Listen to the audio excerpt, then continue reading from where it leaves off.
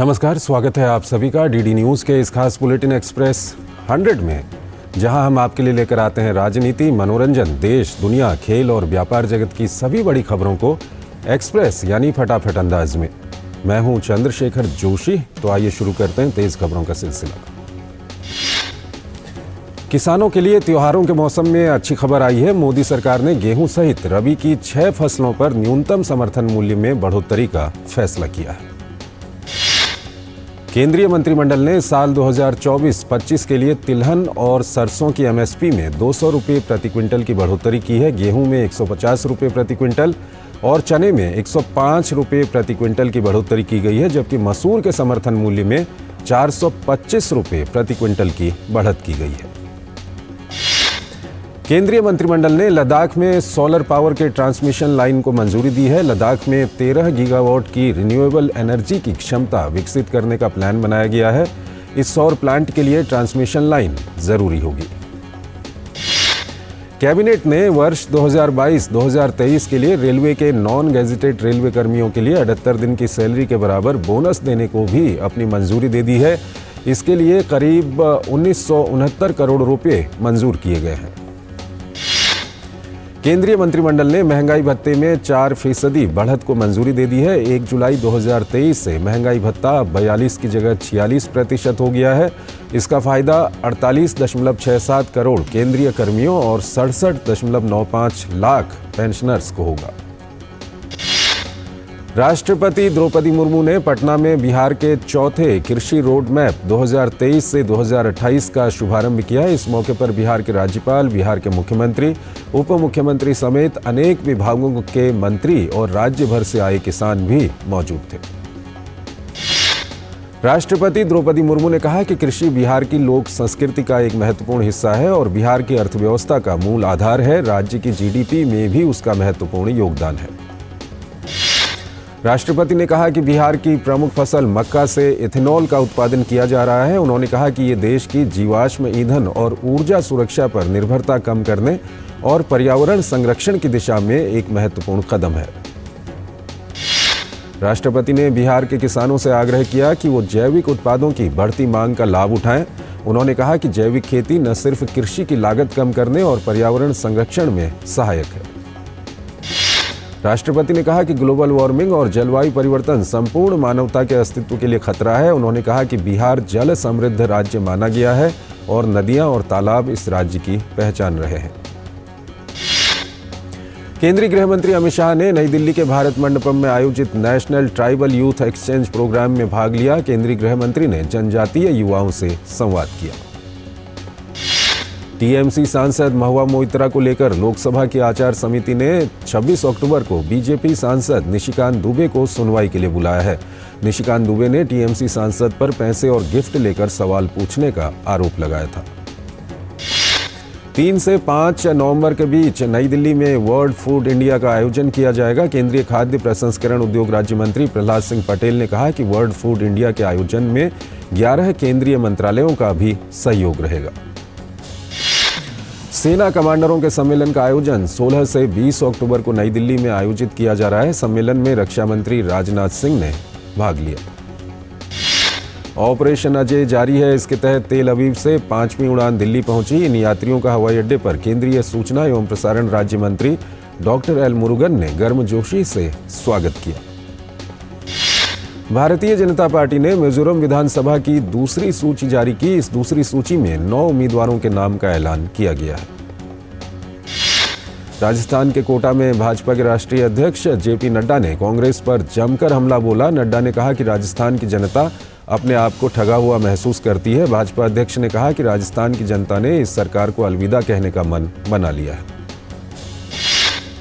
असम के मुख्यमंत्री हेमंत बिस्वा शर्मा आज छत्तीसगढ़ के मुंगेली में आयोजित भाजपा के विजय विश्वास कार्यकर्ता सम्मेलन में शामिल हुए।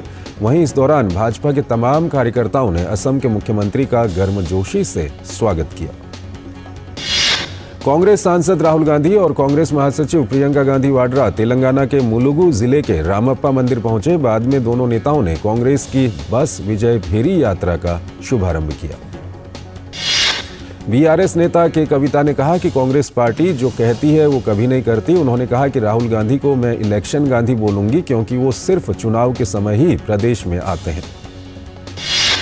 कांग्रेस की मध्य प्रदेश इकाई के अध्यक्ष कमलनाथ की दिग्विजय सिंह के कपड़े फाड़ने की टिप्पणी को लेकर प्रदेश की राजनीति गरमाई हुई है। अब इस मामले पर कमलनाथ की ओर से सफाई दिए जाने पर मुख्यमंत्री शिवराज सिंह चौहान ने तंज किया है। मुख्यमंत्री शिवराज सिंह चौहान ने कहा कि कांग्रेस में काम बंटे हुए हैं और गालियां खाने के लिए भी पावर ऑफ अटॉर्नी दी गई है। इसका खुलासा खुद कमलनाथ ने किया है। ऐसे ही सरकार चलाने की पावर ऑफ अटॉर्नी भी इन्होंने दिग्विजय सिंह को ही दे रखी थी। पहले भी बंटाधार हुआ और बाद में भी बंटाधार हो गया। कांग्रेस का वचन पत्र जारी करने से पहले कमलनाथ कपड़ा फाड़ विवाद पर सफाई देते नजर आए। इस दौरान भी कमलनाथ और दिग्विजय सिंह के बीच खूब शब्दबाण चले। वहीं कांग्रेस वचन पत्र में मुफ्त चुनावी वादों को लेकर आर्थिक विशेषज्ञों ने चिंता जताई है। उनका कहना है कि ऐसे वादे और घोषणाएं प्रदेश की सेहत के लिए ठीक नहीं है। जानकार भी इसे प्रदेश की राजनीति के लिए ठीक नहीं मान रहे हैं।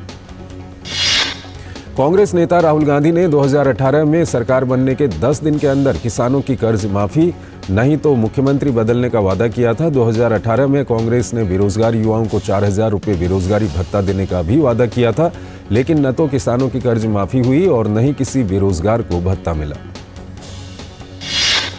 बीजेपी का आरोप है कि कांग्रेस के झूठे वादे करने और उन्हें पूरा नहीं करने का इतिहास रहा है, जबकि बीजेपी 5 साल की बात नहीं करती बल्कि प्रधानमंत्री मोदी ने अमृतकाल के लिए 25 साल का रोड मैप बनाया है। मध्य प्रदेश में चुनावों से पहले दल बदल का दौर जारी है। इसी कड़ी में कांग्रेस के वरिष्ठ नेता और पूर्व विधानसभा अध्यक्ष स्वर्गीय श्रीनिवास तिवारी के पौत्र और कांग्रेस नेता सुंदरलाल तिवारी के पुत्र सिद्धार्थ तिवारी बीजेपी में शामिल हो गए। यूपी के उप मुख्यमंत्री केशव प्रसाद मौर्य ने लखनऊ में कहा कि कांग्रेस और समाजवादी पार्टी के गठबंधन करने से भाजपा पर कोई असर नहीं पड़ेगा। उन्होंने कहा कि दोनों पार्टी पहले भी गठबंधन कर चुकी थी। त्रिपुरा के मुख्यमंत्री माणिक साहा ने अगरतला में एनसीसी परिसर गुरखा बस्ती के पास स्क्रैप गार्डन में मेरी माटी मेरा देश कार्यक्रम में भाग लिया। इस मौके पर भाजपा के कई कार्यकर्ता शामिल हुए। त्रिपुरा सीएम माणिक साहा ने अगरतला में मेरी माटी मेरा देश कार्यक्रम को संबोधित किया। इस मौके पर उन्होंने कहा कि जिन लोगों के कारण हमें आज़ादी मिली, जिनके कारण आज हम स्वतंत्र हैं, उन वीरों को याद करने के लिए ये कार्यक्रम हो रहा है। एक छोटा सा ब्रेक। साल, बरस और सदी नहीं, एक युग गुजर जाएगा। उम्र न पूछो वंडर की, जब फर्क नजर आएगा। वंडर सीमेंट, फर्क नजर आएगा। पता है इन्वेस्टर्स के लिए कि इन्वेस्टर प्रोटेक्शन फंड होता है IPF, लेकिन अगर तुम्हारा ट्रेड एक्सचेंज पर एग्जीक्यूट नहीं हुआ या फिर कोई गारंटीड रिटर्न्स वाली स्कीम है तो ये IPF आपकी मदद नहीं कर सकता है।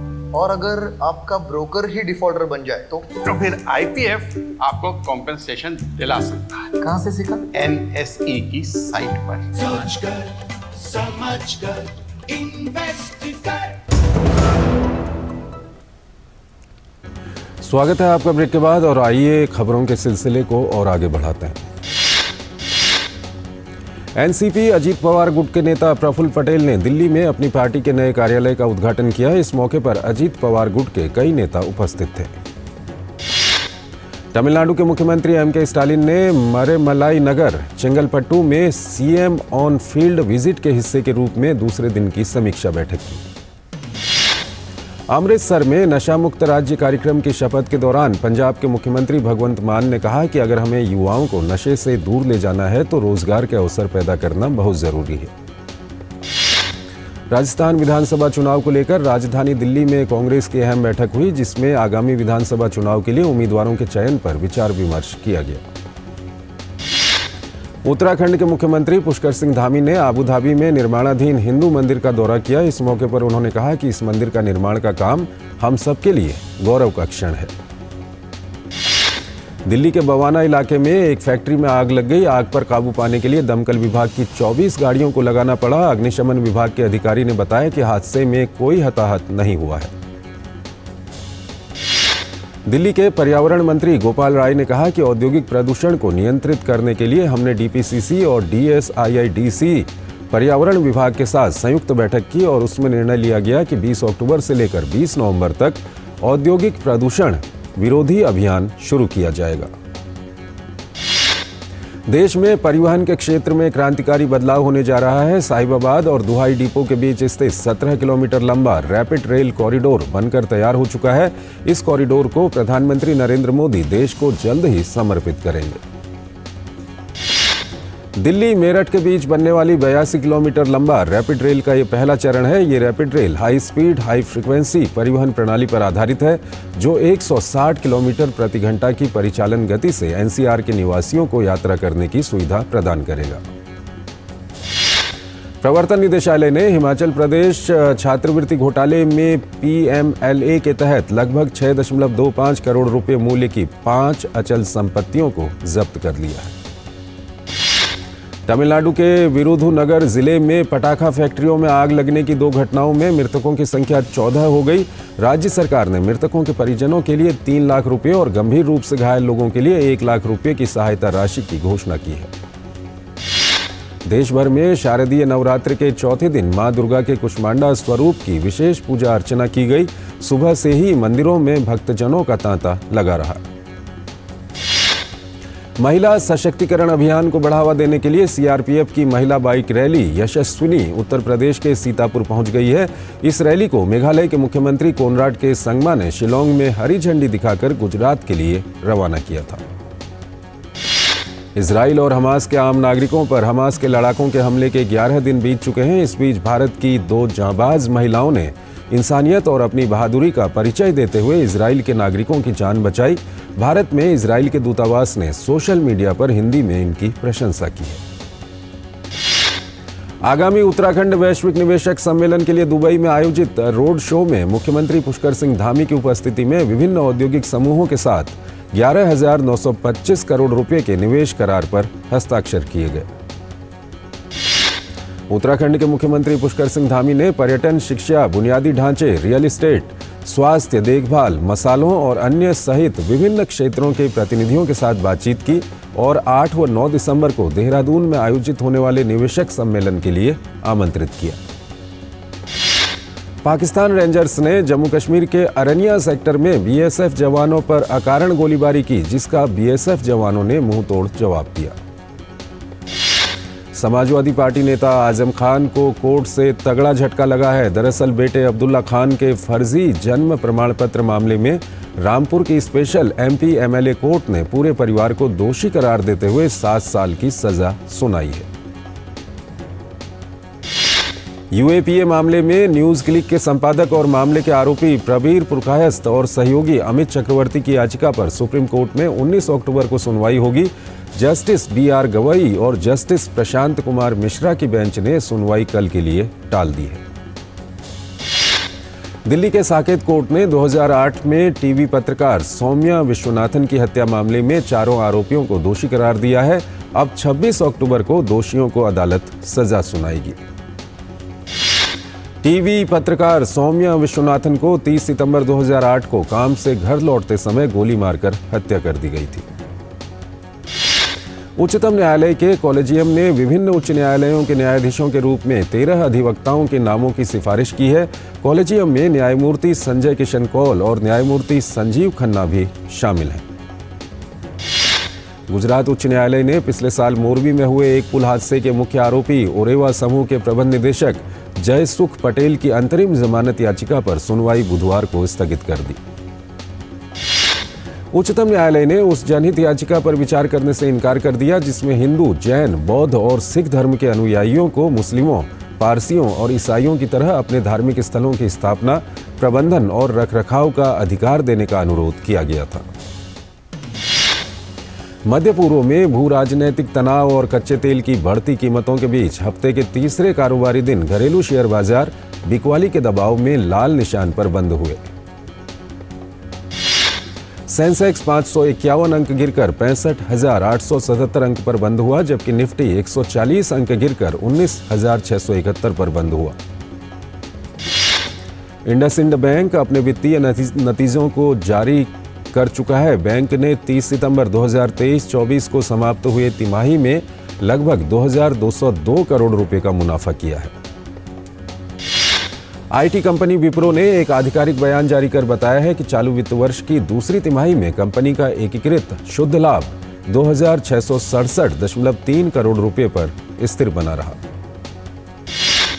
अमेरिका की दिग्गज प्रौद्योगिकी कंपनी आईबीएम ने सूचना प्रौद्योगिकी मंत्रालय के साथ सेमीकंडक्टर, आर्टिफिशियल इंटेलिजेंस और क्वांटम कंप्यूटिंग जैसे क्षेत्रों में 3 समझौते किए हैं। हरित ऊर्जा के क्षेत्र में सक्रिय कंपनी रिन्यू ने कहा है कि कंपनी द्वारा जलवायु, शिक्षा और जल संरक्षण की दिशा में किए गए कामों से लगभग 10 लाख लोग लाभान्वित हुए हैं। एक और छोटा सा ब्रेक। साल, बरस और सदी नहीं, एक युग गुजर जाएगा। उम्र न पूछो वंडर की, जब फर्क नजर आएगा। वंडर सीमेंट, फर्क नजर आएगा। स्वागत है आपका ब्रेक के बाद और आइए खबरों के सिलसिले को और आगे बढ़ाते हैं। राजधानी दिल्ली में 3 से 5 नवंबर तक आयोजित होने जा रहे वर्ल्ड फूड इंडिया के दूसरे संस्करण में सरकार को 75,000 करोड़ रुपए का निवेश मिलने की उम्मीद है। केंद्र सरकार ने त्योहारी सीजन के दौरान घरेलू बाजार में चीनी की बेहतर उपलब्धता सुनिश्चित करने के उद्देश्य से चीनी निर्यात पर लगे नियंत्रण को आगे बढ़ा दिया है। केंद्र सरकार ने कुछ समय पहले ही चीनी के निर्यात पर 31 अक्टूबर तक रोक लगाई थी। अब एक्स यानी ट्विटर यूजर्स को हर साल इसके यूज के लिए $1 की सब्सक्रिप्शन फीस का भुगतान करना होगा।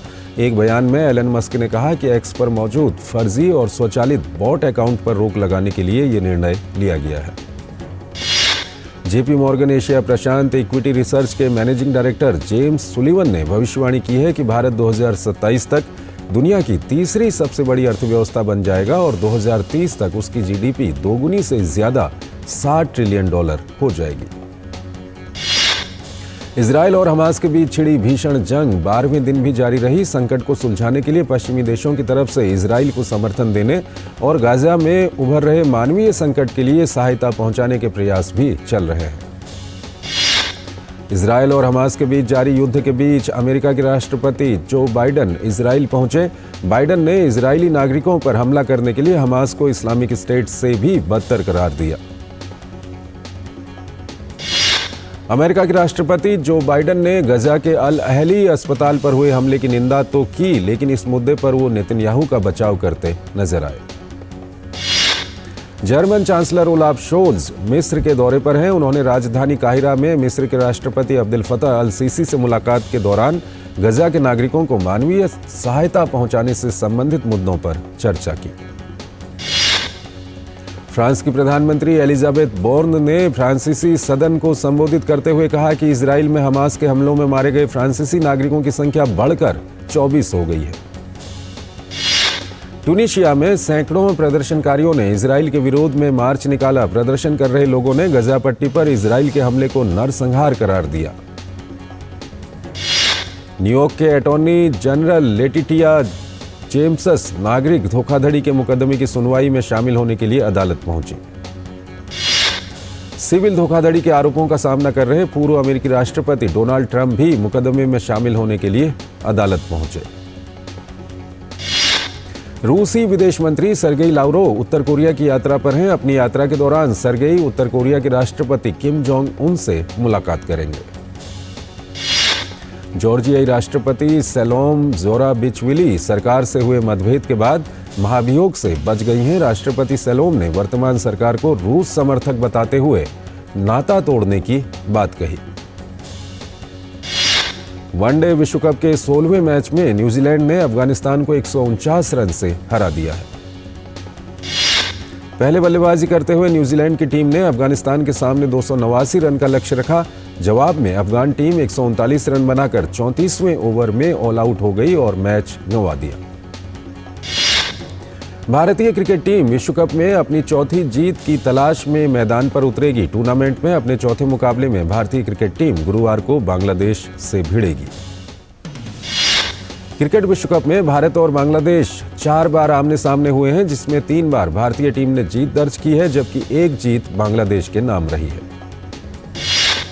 पुणे का एमसीए क्रिकेट ग्राउंड पहली बार क्रिकेट विश्व कप के मैच की मेजबानी करने जा रहा है। महाराष्ट्र क्रिकेट एसोसिएशन के सचिव शुभेंद्र भंडारकर का मानना है कि इस मैच में दर्शकों का भरपूर समर्थन मिलेगा। बांग्लादेश के खिलाफ मैच को लेकर पुणे के प्रशंसकों में जबरदस्त उत्साह है। प्रशंसकों को उम्मीद है कि भारतीय टीम अपनी जीत का सिलसिला इस मैच में भी जारी रखेगी। ब्राजील के दिग्गज फुटबॉलर रोनाल्डिनो ने फुटबॉल की दीवानगी के लिए मशहूर कोलकाता शहर में दुर्गा पूजा महोत्सव का हिस्सा बनने का सुख हासिल किया। रोनाल्डिनो दुर्गा पूजा के पंडाल में नजर आए। रोनाल्डिनो की दीवानगी प्रशंसकों के बीच देखते बनी और हर कोई उनके साथ इस यादगार लम्हे को कैमरे में कैद करता नजर आया। क्रिकेट श्रीलंका ने धनुष्का गुणतिलका पर यौन उत्पीड़न के आरोपों पर लगे प्रतिबंध को हटा लिया है। इस क्रिकेटर पर ऑस्ट्रेलिया में लगे थे यौन उत्पीड़न के आरोप। दिल्ली में रक्षा मंत्री राजनाथ सिंह एशियाई खेलों में हिस्सा लेने वाले सेना के खिलाड़ियों को सम्मानित कर चुके हैं। इस अवसर पर रक्षा मंत्री ने कहा कि आपने पदक जीतकर देश का नाम रोशन किया। इंग्लैंड ने यूरो 2024 के लिए किया क्वालिफाई। इटली को 3-1 से दी मात। जीत में चमके हैरी केन और मार्कस रैशफोर्ड।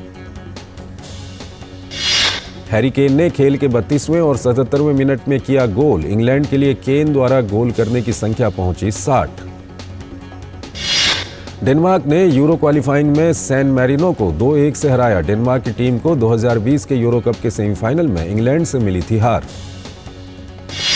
स्लोवेनिया की टीम ने उत्तरी आयरलैंड को 1-0 से हराया। स्लोवेनिया की ओर से केरिन ने गोल किया। यूवेंटस के मिडफील्डर निकोलो फैगियोली को इटली फुटबॉल फेडरेशन ने 7 महीने के लिए किया प्रतिबंधित। बैटिंग नियमों की अनदेखी के चलते लगा प्रतिबंध। फ्रांस और स्कॉटलैंड के बीच खेला गया दोस्ताना मुकाबला रहा फ्रांस के नाम। टीम ने 4-1 से स्कॉटलैंड को दी मात। एक और छोटा सा ब्रेक। साल बरस और सदी नहीं, एक युग गुजर जाएगा। उम्र न पूछो वंडर की, जब फर्क नजर आएगा। वंडर सीमेंट, फर्क नजर आएगा। स्वागत है आपका ब्रेक के बाद और आइए आगे बढ़ते हैं। फिल्म लियो के हिंदी वर्जन को सेंसर बोर्ड की ओर से यूए सर्टिफिकेट दिया गया है। फिल्म 19 अक्टूबर को सिनेमाघरों में रिलीज होगी। बहुप्रतीक्षित फिल्म लियो ने रिलीज होने से पहले ही धमाल मचाना शुरू कर दिया है। फिल्म जानकारों के मुताबिक एडवांस टिकट के मामले में लियो ने हाल ही में रिलीज हुई शाहरुख की फिल्म जवान को पीछे छोड़ दिया है। अब तक लियो के लगभग 16 लाख से अधिक एडवांस टिकटें बिक चुकी हैं। सलमान खान, कैटरीना कैफ और इमरान हाशमी द्वारा अभिनीत फिल्म टाइगर 3 का नया पोस्टर जारी कर दिया गया है। फिल्म दिवाली के अवसर पर रिलीज होगी। पंजाबी कॉमेडी फिल्म मौजा ही मौजा 20 अक्टूबर को रिलीज होगी। अमिताभ बच्चन, कीर्ति सेनन और tiger Shroff starrer film Ganpat का नया प्रोमो रिलीज कर दिया गया है। प्रोमो में टाइगर और कीर्ति शानदार एक्शन करते नजर आ रहे हैं। टाइगर श्रॉफ की बहुप्रतीक्षित फिल्म गणपत को सेंसर बोर्ड की ओर से यूए सर्टिफिकेट जारी किया गया है। फिल्म निर्माताओं ने एक बयान में इसकी जानकारी दी। प्रसारण से पहले ही चर्चित show coffee with Karan season 8 सुर्खियों में है। शो से जुड़े सूत्रों के अनुसार अभिनेता सनी देओल और बॉबी देओल कॉफी विद करण के 8वें सीजन में नजर आएंगे। फिल्म 12वीं फेल का टाइटल सॉन्ग रीस्टार्ट रिलीज हो गया है। अहमदाबाद के कॉलेज इवेंट के दौरान हजारों छात्रों के बीच रीस्टार्ट गाने को लॉन्च किया गया। मशहूर टीवी शो झलक दिखला जा का प्रोमो रिलीज कर दिया गया है। प्रोमो के जरिए मेकर्स ने दर्शकों को शो में शामिल होने वाले प्रतिभागियों की झलक को अनूठे ढंग से दिखाने की कोशिश की है। मलयालम फिल्मों के मशहूर अभिनेता कुंद्रा जॉनी का दिल का दौरा पड़ने से मंगलवार को निधन हो गया। मलयालम सिनेमा में कुंद्रा जॉनी को उनके बेहतरीन नेगेटिव किरदारों के लिए जाना जाता है।